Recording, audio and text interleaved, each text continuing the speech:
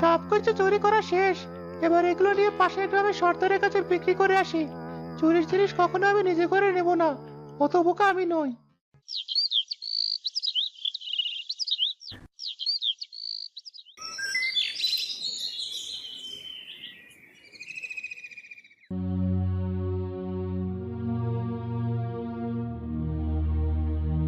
এ কি, আমার ঘরের জিনিসগুলো কোথায়? ঘরের যে আর একটা জিনিসও নেই। সখিনার চিৎকারে হাবলুর ঘুম ভেঙে যায়। কি হলো বউ? ঘুম থেকে উঠে এমন করে চিৎকার করছো কেন তুমি? চিৎকার করছে কি আর সাধে? দেখো, ঘরে একটি জিনিসও নেই। এদিকে ঘরের দরজাও লাগানো। তাহলে জিনিসগুলো গেল কোথায়? কি বলছো? কই দেখি। আসলে তো ঘরে কোনো জিনিস নেই। দাঁড়াও দাঁড়াও, ঘরের চারপাশটা একবার দেখে নিই। বউ, এই দেখো, খাটের নিচের দিক থেকে শীত কাটা যে। হায় হায়, চোর তাহলে শীত কেটে আমার সব জিনিস নিয়ে গেছে, কিচ্ছু রেখে যায়নি। শীত কেটে ঘরের সব জিনিস নিয়ে গেল, তাও কিছু বুঝতে পারলাম না। বুঝবে কি? পড়ে পড়ে তো সারা রাত মরার মতো ঘুমিয়ে থাকো। এসব কি আর তোমার কোনো খেয়াল থাকে? নাক ডেকে ডেকে সারা রাত ষাঁড়ের মতো ঘুমিয়ে থাকো। আমাকে নিয়ে গেলেও তো টের পাবে না তুমি। শুধু কি আমি টের পাইনি, তুমিও তো ঘুমিয়েছিলে। তুমি কি পেয়েছো? হ্যাঁ হ্যাঁ, এখন তো সব আমার ঘুমের দোষ। সারাদিন হাড় ভাঙা খাটুনি খাটবো, তোমাদের রেঁধে খাওয়াবো, আবার রাতে আমি একটু ঘুমাতে পারবো না? সে কথা আমি কখন বললাম? তুমি আমার টের পাওয়ার কথা বললে বলেই তো আমি ওই কথা বললাম। যাই হোক, তুমি আর কান্নাকাটি করো না। আমি আবার সব কিনে এনে দেব। ঘরটাও সারানোর ব্যবস্থা করতে হবে, না হলে চোরের জ্বালায় কোনো জিনিস টেকানো যাবে না। হাবলু কাজে বেরিয়ে পড়ে। সখিনা চোরকে বকাবকি করতে করতে ঘরের কাজ করতে থাকে। লাবণী সখিনার বাড়িতে এসে সখিনার থেকে সব শুনে তারা কালুর বাড়িতে যায়। কালু আর তার অন্তঃসত্ত্বা স্ত্রী মমতা বারান্দার মাটিতে বসে হাসি মুখে পান্তা ভাত খাচ্ছিল। দেখেছো দুজন কেমন হাসতে হাসতে লুটোপুটি করছে, চুরি করে এনে ঘর ভরিয়ে ফেলেছে কিনা। মনে আজ খুব সুখ। চলো কাছে গিয়ে কথা বলি। আরে ভাবি, আপনারা তা কি মনে করে? কেন, তোমাদের বাড়ি কি আমরা আসতে পারবো না? মানা আছে নাকি? না না, তা হবে কেন? কেউ তো কোনোদিন আসেন না, তাই ভাবলাম হয়তো কোনো দরকার। কোনো দরকারই না, এমনি হাঁটতে হাঁটতে এদিকে এসেছিলাম, ভাবলাম একটু গল্প করে যাই। আপনারা ঘরে গিয়ে বসুন, আমি হাতটা ধুয়ে আসছি। না না, অত তাড়াহুড়ো করতে হবে না। আমি বসছি, তুমি খাওয়া শেষ করে এসো।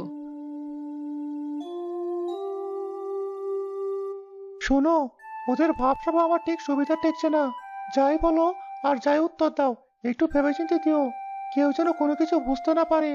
ঠিক আছে, আমি ওদের সাথে তেমন কোনো কথা বলবো না, তুমি খাও। ওদিকে সখিনা আর লাবণী ঘরে ঢুকে দেখে একটা খাট ছাড়া আর কিছুই নেই। এটা কি হলো? আমি আরো ভাবলাম ও খেতে খেতে ঘরে এসে জিনিসগুলো খুঁজে দেখবো, কিন্তু এদের ঘরে যে কোনো কিছুই নেই। হ্যাঁ, আমিও তো নিজের চোখকে বিশ্বাস করতে পারছি না। তাহলে এতদিন কি সবাই শুধু গুজব ছড়িয়েছে?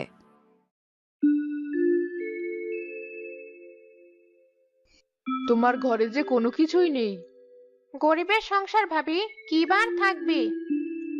হ্যাঁ, আমাদের জিনিস ঘরে থাকে না, তোমাদের জিনিস রান্নাঘরে পড়ে থাকে। চোরের জিনিস আর কে চুরি করবে?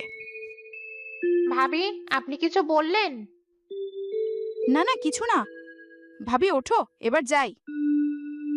হ্যাঁ চলো। মমতাকে দেখে তো পোয়াতি মনে হচ্ছে। নিজের খেয়াল রেখো। কালু, বউয়ের খেয়াল রেখো। ঠিক আছে ভাবি। কি হলো? ওদের কথা আমার সুবিধার মনে হলো না। কাল তুমি কোন বাড়ি চুরি করেছো? ওই হাবলুর বাড়িতে চুরি করেছিলাম, তাই ওর বউ হয়তো জিনিস খুঁজতে এসেছিল। কিন্তু ওরা তো আর জানে না ও তো কাঁচা চোর আমি নই যে চুরির জিনিস এনে ঘরে রাখবো। সে তুমি যত পাকা চোর হও, তোমার এবার এসব বন্ধ করা উচিত। সামনে আমাদের সন্তান হবে, লোকে তাকে চোরের সন্তান বলবে। আমি কালো চোর, আমাকে ধরবে এমন সাধ্য কার আছে? ওসব কাজ ফাজ আমাকে দিয়ে হবে না। আমার কানে কাছে প্যান প্যান করো না, আমি আবার ঘুমাবো। মমতা দীর্ঘশ্বাস ফেলে রান্নাঘরে চলে যায়।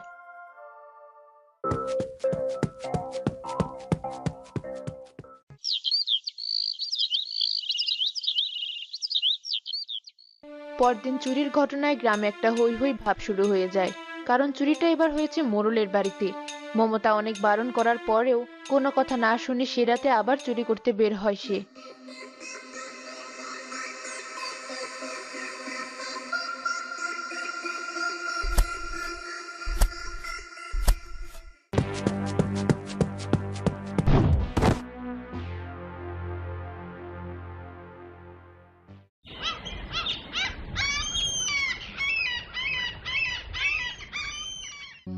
সকালে খবর পেয়ে সবাই মোড়লের বাড়ি হাজির হয়। কালুকে সেখানে এক গাছের সাথে বেঁধে রাখা হয়েছে। মমতাও খবর পেয়ে দৌড়ে সেখানে যায়। এবার তোমরাই বলো কি শাস্তি হওয়া উচিত ওর? ওকে আমাদের হাতে ছেড়ে দিন, আমাদের ক্ষতি করেছে, আমরাও শাস্তি দেব। তোমাদের মতো রাগ আমারও হচ্ছে, তবে ওকে পুলিশে দেওয়াই উচিত। দুদিন পর জেল থেকে ছাড়া পেয়ে আবার একই কাজ শুরু করবে, আমরা তা সইব না। এই চল, মার ওকে।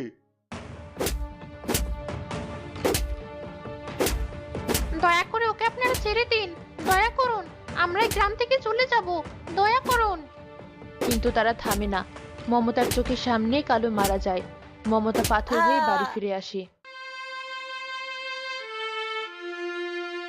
কালুর মৃত্যুর পর মমতা খেয়ে না খেয়ে দিন কাটাতে থাকে। একদিন রাতে পেট ব্যথায় সে সাহায্যের জন্য চিৎকার করে, কিন্তু চোরের বউকে কেউ সাহায্য করতে এগিয়ে আসে না। নিরুপায় হয়ে সে নিজেই নদী পার হওয়ার জন্য এক নৌকায় ওঠে। মাঝি ভাই, আমাকে একটু নদী পার করে দাও, আমি আর যন্ত্রণা সইতে পারছি না। এসব ঝামেলা আমি পড়তে চাই না বাবু, তুমি অন্য রাস্তা দেখো। ওই নৌকায় তো মাঝি নেই, আমি নিজেই নৌকা করে যাব। কিন্তু কিছু দূর গিয়েই সে যন্ত্রণায় আর নৌকা চালাতে পারে না। সেই নৌকাতেই সন্তান সহ সে মারা যায়। সেই থেকে এই নদী আর কেউ রাতে পার হতে পারে না। স্যার, আপনার নদীর ঘাট চলে এসেছে। এই নাও তোমার টাকা। আর হ্যাঁ, তোমার গল্প কিন্তু বেশ মজার ছিল। এটা গল্প নয় স্যার। আচ্ছা আচ্ছা, এবার আমি আসি।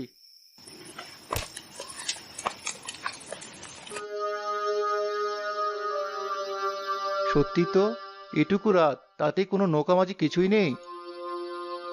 এমন সময় এক নৌকা তীরে ভিড়তে দেখা যায়। মাঝি ভাই, বলছি আমাকে একটু নদীটা পার করে দেবে? কেন মশাই, আমার কি নিজের জানের প্রতি মায়া নেই? আমি পারবো না। আর আপনি কেন মরতে এসেছেন, জানেন না নাকি কিছু? জানি তো, তবে ওসব আমি বিশ্বাস করি না। সে না করলে নাই, আমি যেতে পারবো না। 1000 টাকা ভাড়া দেবো। টাকার লোভ বড় আজব জিনিস। বেশ, চলুন তবে।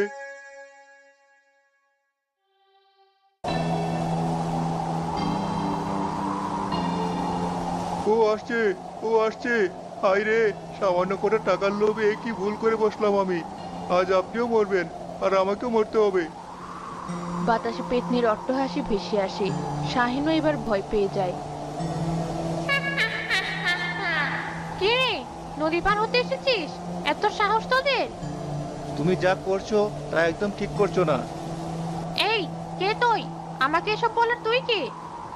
আমি এই গ্রামে নতুন ডাক্তার হয়ে এসেছি, আর তোমার কথা সব জেনে এসেছি। তাই বলছি, তুমি ঠিক কাজ করছো না।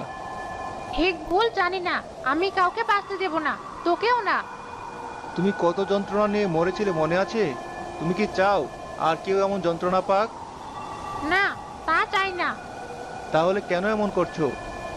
ওরা আমাদের বাঁচতে দেয়নি। তার শাস্তি ওরা পাবে। আমি তোমায় কথা দিচ্ছি, তোমাদের মৃত্যুর সাথে যারা জড়িত তাদের সবাইকে আমি পুলিশে দেব। কথা দিলে? হ্যাঁ, দিলাম।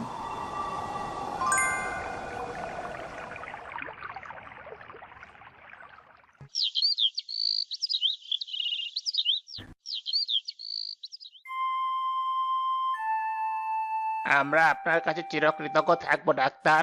আমাদের এই গ্রামে এত দূর কেউ আসে না। তবে চলে যেতেও সময় লাগবে না। এমন কথা কেন বলছেন? আমরা আপনার কোনো অসুবিধা হতে দেব না। আপনাদের গ্রামে কিছুদিন আগে এক লোক আর তার স্ত্রী মারা গেছেন। তার বিচার না হলে আমি এখানে থাকবো না। মানে?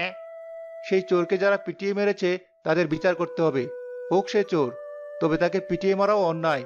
আর তার স্ত্রীকে আপনারা কেউ সাহায্য করেননি, এত অমানবিক আপনারা। বেশ, তবে তাই হবে। তবু আপনি চলে যাবেন না দয়া করে। মোড়ল সেই গ্রামবাসীদের ধরে পুলিশে দেয়।